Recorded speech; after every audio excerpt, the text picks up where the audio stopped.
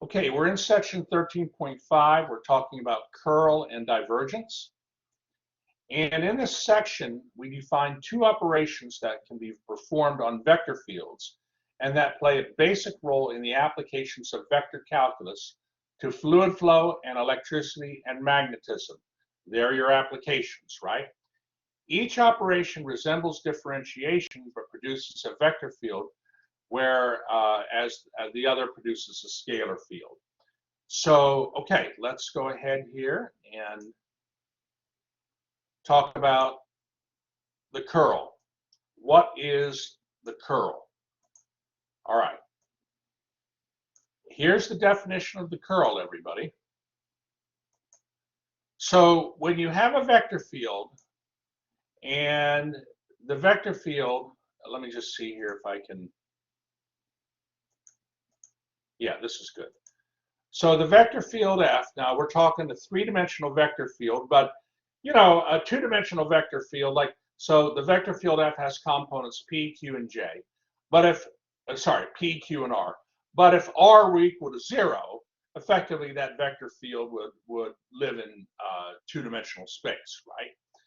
But if you have a vector field F with components P, Q, and R that are functions of X, Y, and Z, and the partial derivatives of P, Q, and R exist, then the curl of the vector field F is defined by that vector field with those components. So in front of the I, you have the partial derivative of R with respect to Y minus the partial derivative of Q with respect to Z, for instance. And then J and K have those components. Now, that is a difficult thing to remember, that definition. And they mention, as an aid to our memory, let's rewrite this equation 1 using operator notation. And so they introduced what's called the differential operator del. Okay, so del is defined as, it's an operator. It operates on functions. That's the operator del. And they mention, hold on here, it has meaning when it operates on a scalar function to produce the gradient of f, right? So the gradient of f is basically where you have a del operator on a function. So, okay. Are there any questions so far?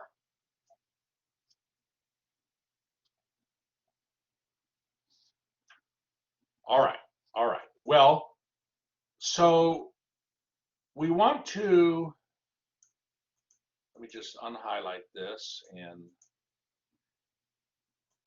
let me see, I want to, no, I'll leave it highlighted, that's fine.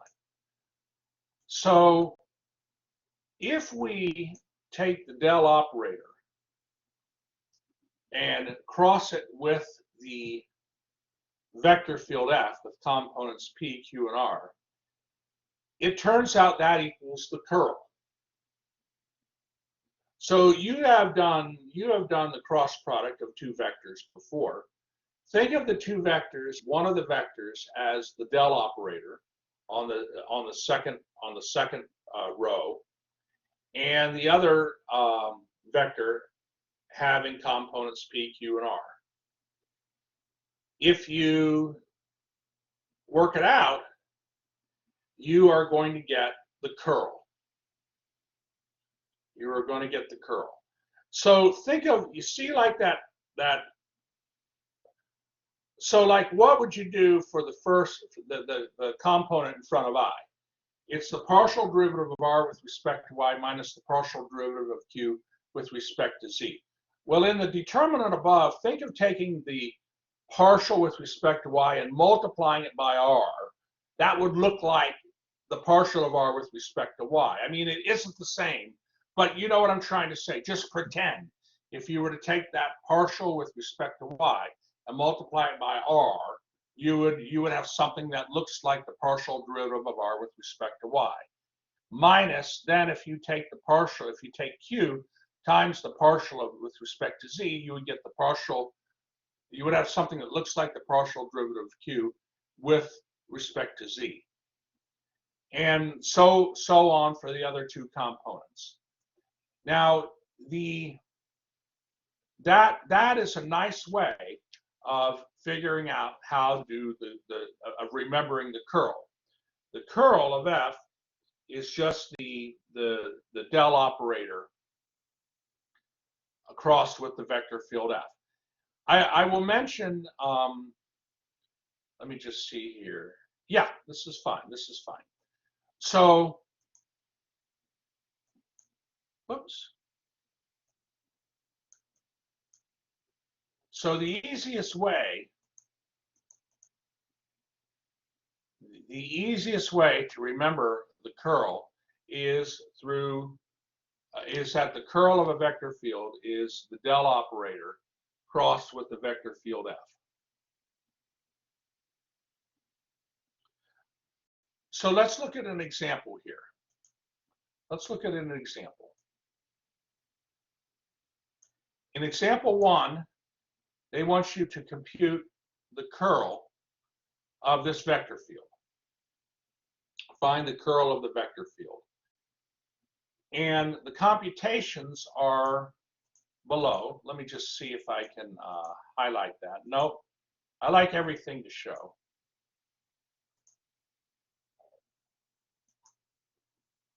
So take a look and let's see if the curl makes sense to you. What in the highlighted box.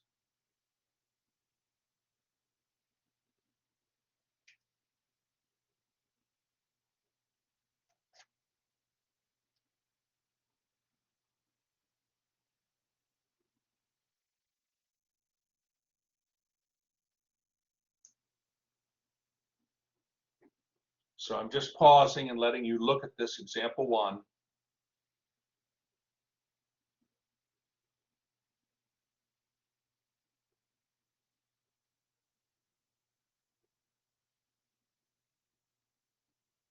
Are there any questions at all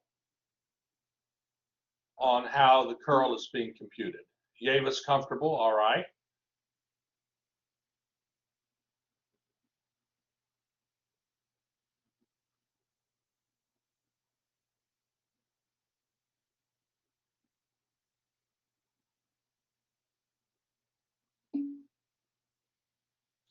I agree, Yeva. It's hard to remember that definition 1. So the cross product of del with the vector field f it makes it so much nicer. And naturally, this is the kind of work you'll be showing on the final exam, right? You need to show you know how to get the curl.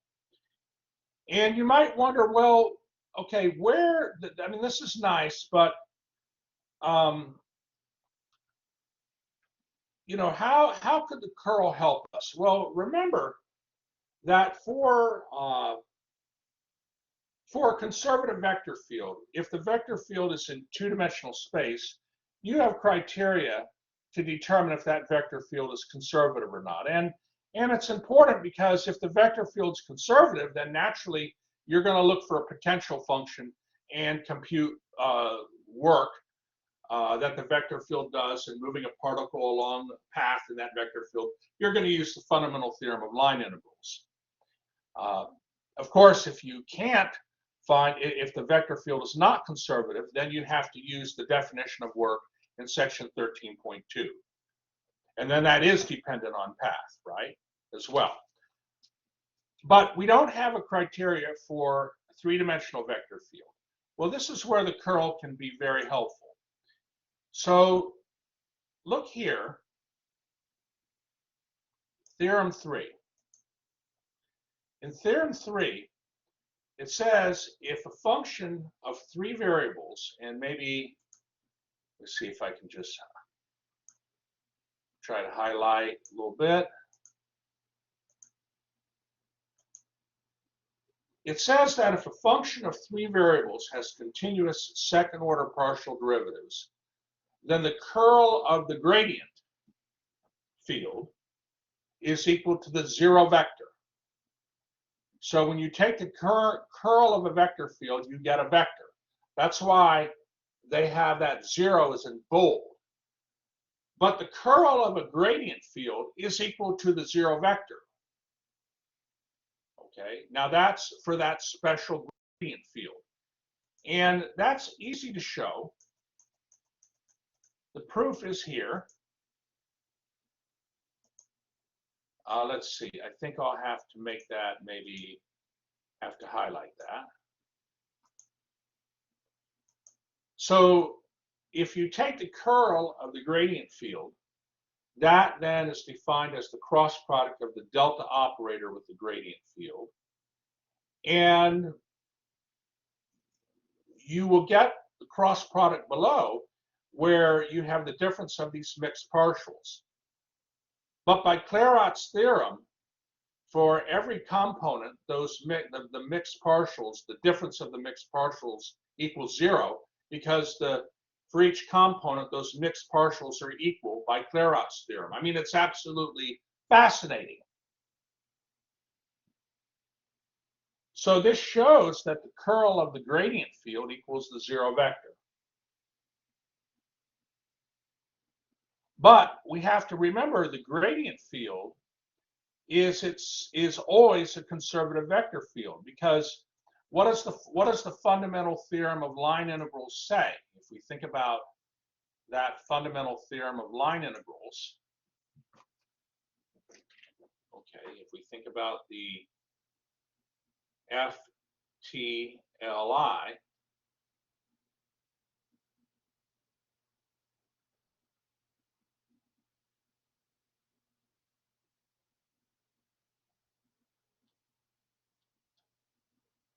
one moment, yeah.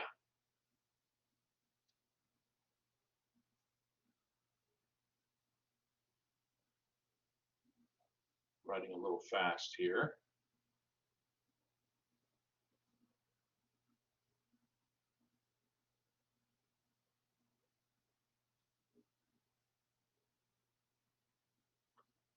Okay, this is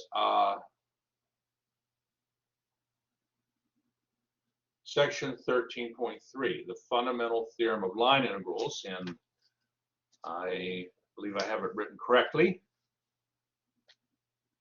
Yes, that's right. The point is that if you have the gradient field and you're looking at the work that the gradient field does in moving a particle along some path in that field, that work can be found by just evaluating the potential function at the endpoints. So, which is great. But we also know by section 13.5 that the curl of the gradient field is equal to the 0 vector. So suppose that you have the curl of some vector field f, and you compute that, and that equals 0. If that's the case, then the vector field f would have to equal the gradient of some function for some potential function f, right?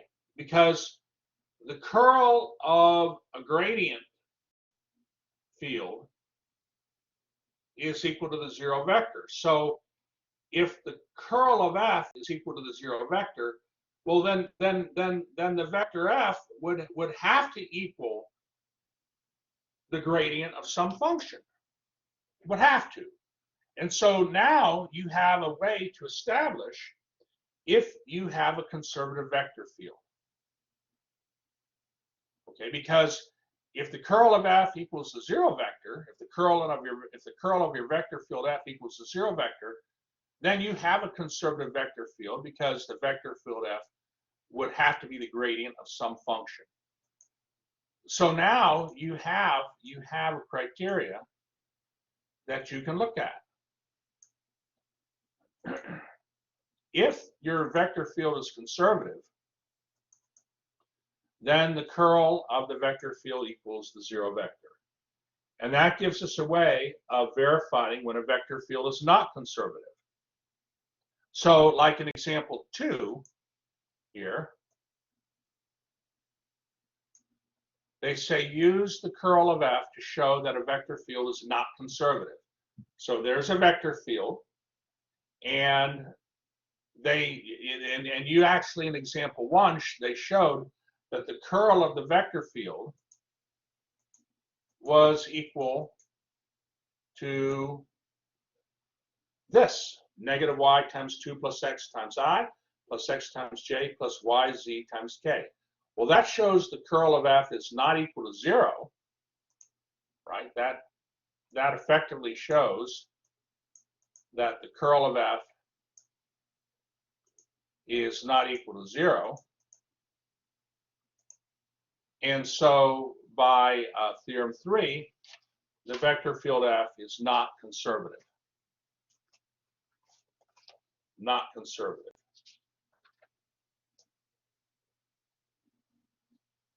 Okay. Are there any questions on that?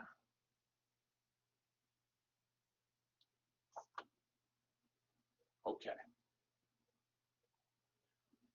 So you can have problems like example 3 here. Well, there's the theorem.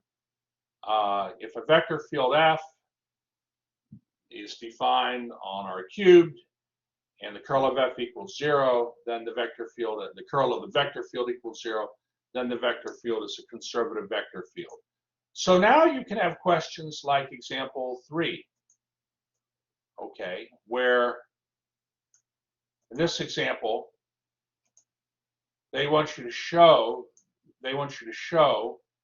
that the vector field F is a conservative vector field. Well, that means you could show that the curl of that vector field equals a 0 vector. If that's the case, then in part B, it makes sense that you could find a vector field F, or a potential function F, whose gradient is equal to that vector field. So, and we already have seen how to do that. Now, there's a geometric interpretation of the curl. The reason for the name curl is that the curl vector is associated with rotations.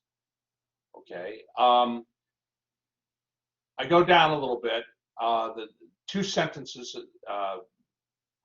next. It says particles near a point in a fluid tend to rotate about the axis that points in the direction of the curl. And the length of this curl vector is a measure of how quickly the particles move around the axis. So pictorially, this is what you're talking about in figure 1. There's a fluid, and you have a point in the fluid, and the rotation about that point of the fluid, I want to say this the right way, or the velocity field. You can see there's the rotation about the point x, y, z. The fluid is rotating, and they're rotating about an axis that is the curl. So the curl of the vector field is a vector at that point x, y, z, and it's like, think of a stick pointing out from the fluid, and there's rotating about that. Okay, there's rotating about that curl vector. Now they mention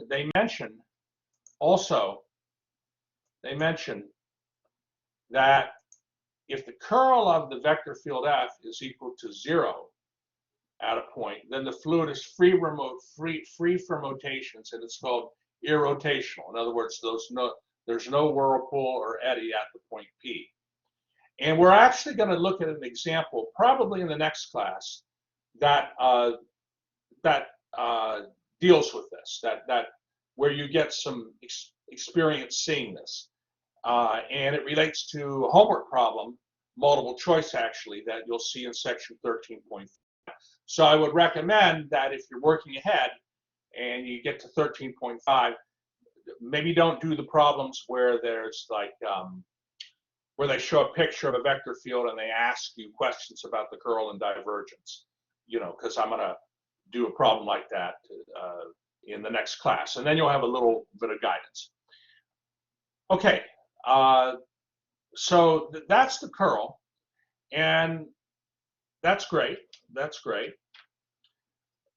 Now, there's something else we can talk about in section 13.5, and that's called divergence.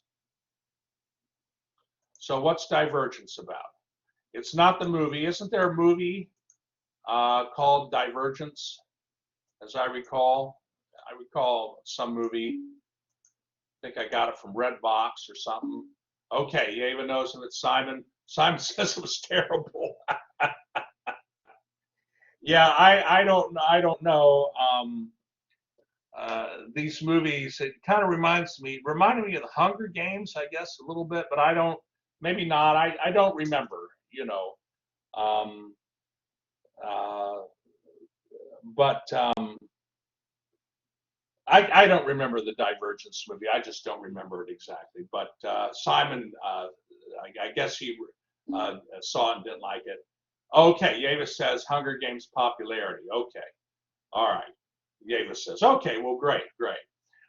So again, you have a vector field with components P, Q, and R, and P, Q, and R are functions of X, Y, and Z. They suppress the X, Y, and Z. And the divergence of a vector field is the sum of the partial derivatives of P, Q, and R. Okay, so this, just like with the curl, I mean, that's not a hard definition to remember, but you could think of divergence as the dot product of the del operator with the vector field F. That's how you could think of divergence. And divergence really, it's easy to compute. I mean, if we look at example 4 here, computing divergence. So example 4, if your vector field F is as you see it there, the divergence of F would be computed as Z plus X times Z. Okay, and they mention, well, yeah. So basically that's, I mean, we can do other things with divergence, but I want to just kind of keep things simple. But we should have an understanding of what divergence means in a practical sense. So let me go down a little bit here and find that. So think of divergence, right? It's the sum of rates. It's the sum of rates, okay, of the vector field in the direction of the x-axis, y-axis, and z-axis, right? So here,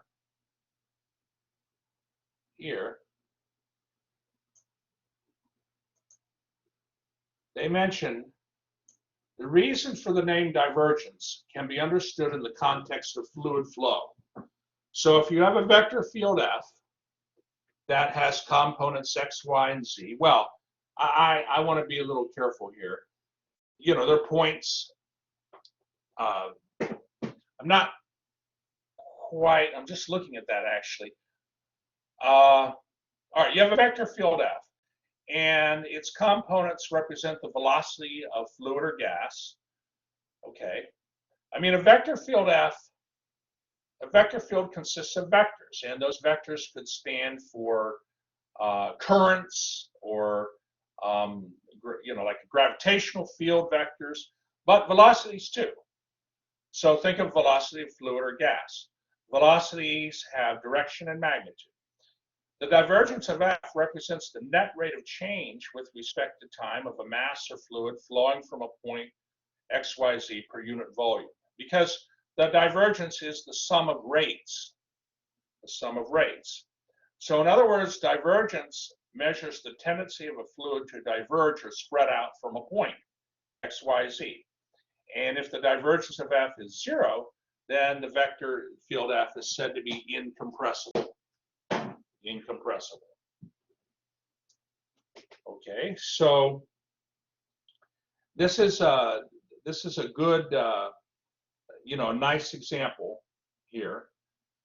And I'll mention this. Let me see here.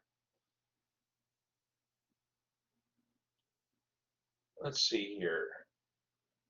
So these operators that you see in this section, like the del operator, they mention, for instance, like if you had del squared, that would be del dot del.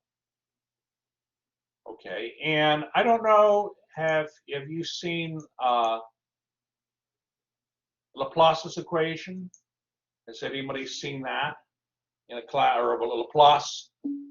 Oh, okay, all right. So there now you have some quick. Yave and Lexi have seen that. Now you have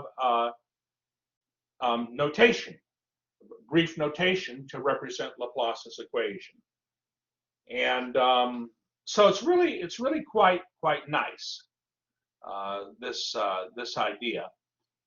And even Green's theorem, I'll mention this also, even Green's theorem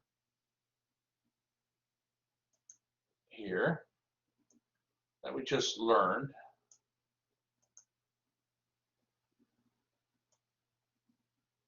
So,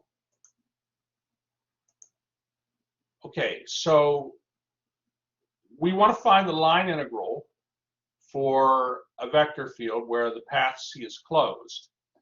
And if you look at the curl of F, how it's defined, so this would be in the case of a, I'm sorry, hold on, I don't know what that's doing there. Yeah, if you have a vector field, so Green's theorem is for vector fields in the XY plane. Well, if you're gonna, if you have a three-dimensional vector field and the third component 0, that mimics, I want to say, essentially a vector field in the XY plane. So the curl of F in that situation, okay, where your vector field F lives in the XY plane, you just set R equal to 0 and you get your curl of F. Well, if you take the curl of F then and dot it, do the dot product with the unit K vector, you are going to get the difference in those partial derivatives. And when you have that difference, the partial of Q with respect to X minus the partial of P with respect to Y, when you have that, you can rewrite Green's theorem then using that notation. And I'm pointing it out because you could see it in future classes. Okay. All right, are there any questions before I stop the recording? Give me a thumbs up if you're feeling reasonably good.